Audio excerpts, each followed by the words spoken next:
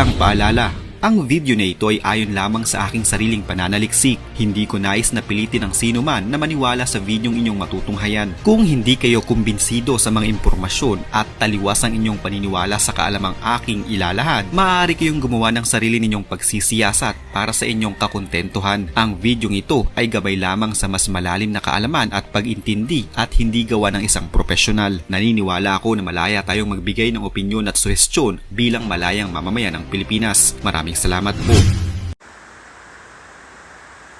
Magandang umaga, magandang hapon, magandang gabi, magandang ding araw sa inyong lahat. Saan po kayo sa part ng mundo? Ako po si Bong Mustre na nag-iiwan ng katagang pag walang knowledge, walang power.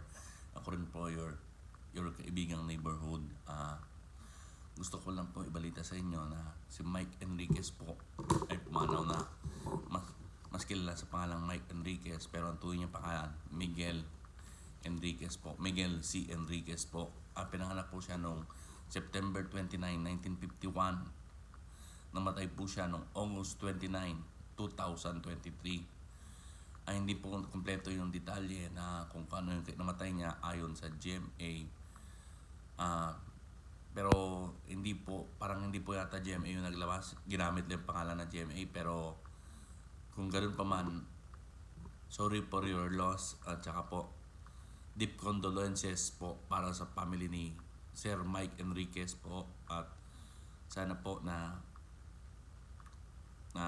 batiin nyo po ng condolence sa comment section si Mike Enriquez. At sana po ipahatid nyo rin po i-share nyo rin po itong video na to para makapunta po sa family ni Mike Enriquez. Isa po siya sa iniidolo kong broadcaster. Siya po yung may linyang excuse me po, di ba? Kaya po sana po na i-share nyo na rin. Thank you, maraming salamat, bye.